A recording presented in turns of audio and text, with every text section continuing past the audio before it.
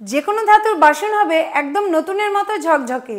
বাড়িতেই বানাবো পিতম্বরী পাউডার। কিভাবে বানাবো তার জন্য দেখতে হবে পুরো ভিডিওটা। তো চলো ভিডিওটা শুরু করি। তো এই পিতম্বরী পাউডারটা তৈরি করার জন্য যে যে জিনিসগুলো আমি নিয়েছি সেগুলো একটু তোমাদেরকে বলে দিই। নিয়েছি আটা, সার্ফ, নুন, খাবার সোডা, আর এটা নিয়েছি সাইট্রিক অ্যাসিড। আর একটা যে জিনিসটা নিয়েছি সেটা হচ্ছে ফ্রুট কালার।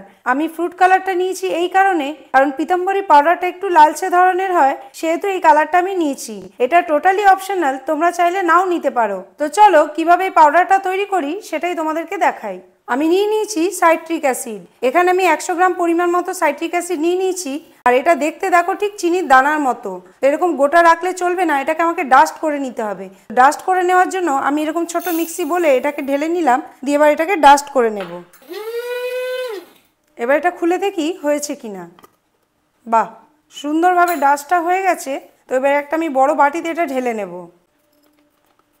সাইট্রিক অ্যাসিডটা আমি বাটিতে ঢেলে নিয়েছি। এবার এক এক করে বাকি জিনিসগুলো দিয়ে দেবো। তো এখানে নিয়েছি আমি খাবার সোডা, যে খাবার সোডাটা আমরা রান্নায় ব্যবহার করি সেই খাবার সোডাটাই নিয়েছি। তো এটাও রয়েছে 100 গ্রাম, এটাও আমি ঢেলে দেব। এবার নিচ্ছি নুন, নুনটাও 100 গ্রাম, এটাও ঢেলে দেব। এবার নিয়ে নিচ্ছি আটা, আটাটা হচ্ছে 150 গ্রাম, তো আটাটাও আমি পুরোটা ঢেলে দেব। এবার দিয়ে দেবো সামান্য একটু ফ্রুট কালার। সব জিনিসগুলোকে ভালো করে মিশিয়ে নিতে হবে।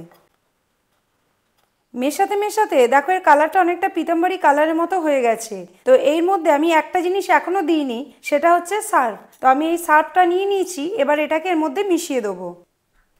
এটাও ভালো করে মিশিয়ে নিই, তারপর তোমাদেরকে দেখাচ্ছি।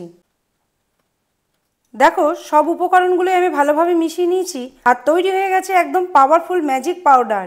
এটা দিয়ে যে কোনো ধাতুর বাসন তোমরা খুব সহজভাবে মেজে পরিষ্কার করে নিতে পারবে, আর হয়ে যাবে একদম নতুনের মতো ঝকঝকে। তো কয়েকটা বাসন আমি তোমাদেরকে মেজে দেখাচ্ছি। এখানে দেখো আমি কয়েকটা ঠাকুরের বাসন বার করে নিয়ে এসেছি, আর এগুলোকেই মেজে পরিষ্কার করে তোমাদেরকে দেখাবো। আর এই যে নিয়ে নিয়েছি আমার তৈরি করা পিতম্বরী পাউডার, এটাকে অ্যাক্টিভ করার জন্য এর মধ্যে দিয়ে দেবো সামান্য একটু জল। দেখো সামান্য জল দিতে এটা কিরকম ফুলে গেছে। তো এই জিনিসটাকে এবার আমি পুরো বাসনগুলোতে মাখিয়ে রাখবো।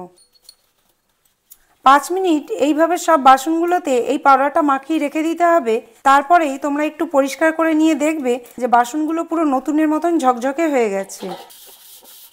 এই পাউডারটা তোমরা দীর্ঘদিন ধরে স্টোর করেও রাখতে পারবে।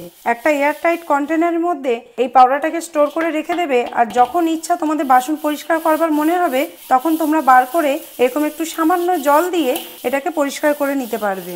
দেখো আমি সব বাসনগুলোর মধ্যে মাখিয়ে নিয়েছি।